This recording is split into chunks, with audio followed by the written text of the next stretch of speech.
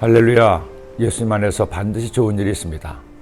제가 독일에 사역할 때 유학으로 온 한 자매가 있었습니다. 열심히 교회에 오고 공부도 열심히 하는 자매였죠. 그런데 어느 날 저를 찾아와서 하는 말이, 목사님 앞으로 교회 못 오겠어요. 교회 오면 사람들이 저를 힐끗힐끗 보면서 제 흉을 보는 것 같아요. 제가, 자매는 그렇지 않습니다. 아무도 자매는 흉을 보지 않아요.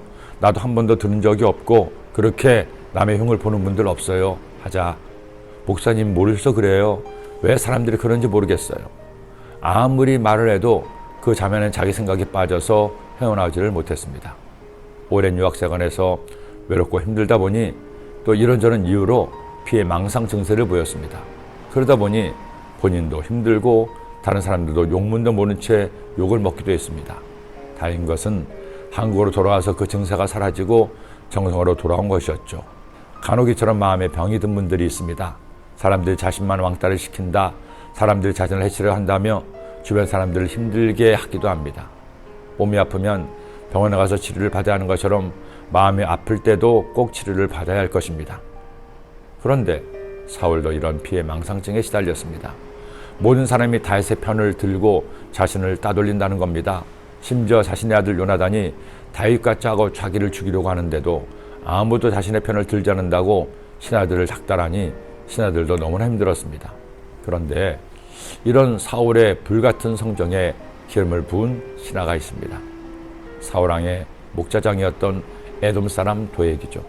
그는 제사장 아히멜렉이 다윗에게 진사병을 줄 때 상막에 있었습니다. 그런데 사울 왕이 다윗 욕을 하는 걸 보며 이때야말로 자신이 출세할 기회라고 여겨 고자질한 겁니다. 그때 에돔 사람 도액이 사울의 신하 중에 섰더니 대답하여 이르되, 이세 아들이 노베 봐서 아히두베 아들 아히멜렉에 이른 것을 내가 보았는데 아히멜렉이 그를 위하여 야훼께 묻고 그에게 음식도 주고 블레셋 사람 골리앗의 칼도 주도이다. 이 말을 들은 사울은 이제 자기의 화를 풀 대상을 찾았습니다. 사람을 보내 제사장 아히멜렉과 노베에 있는 제사장들을 모두 불렀습니다.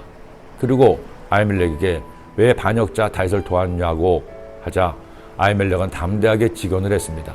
다윗은 왕의 신하 중에 가장 충성하는 자고 자신이 기도해도 하나님을 사랑하는 사람인데 왜 죽이려 하느냐는 거죠.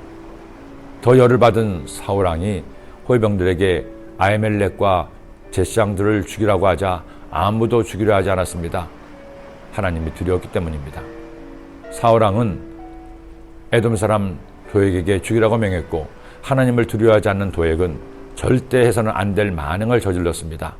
왕이 도액에게 이르되, 너는 돌아가서 제사장들을 죽이라 하며 에돔 사람 도액이 돌아가서 제사장들을 쳐서 그날에 세마포 에봇 입은 자 85명을 죽였고 제사장들의 성읍 노베 남녀와 아이들과 젖 먹는 자들과 소와 나귀와 양을 칼로 쳤더라.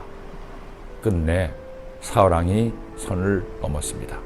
절대로 해서는 안 될 짓을 저질렀습니다. 그것도 이스라엘 사람은 하나님을 두려워해서 지시에 따르지 않자 이방인을 시켜 제사장들을, 그것도 아이들마저 죽인 겁니다. 이 만행은 사울 집안의 모든 남자들이 죽음을 당하는 계기가 되었습니다. 제3, 시기와 질투가, 미움과 원망이 사람에게 얼마나 무서운 독인가를 알려주는 사건입니다.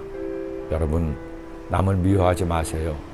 다른 사람이 나보다 잘났다고 잘나간다고 시기하지 마세요. 남과 비교해서 스스로를 미워하지 마세요. 행복은 남과 비교해서는 얻을 수 없습니다. 행복은 감사할 때 얻게 되는 감사의 선물입니다. 여러분 지금 모든 일에 감사하시나요? 기도합니다. 하나님 아버지, 고맙습니다. 감사합니다.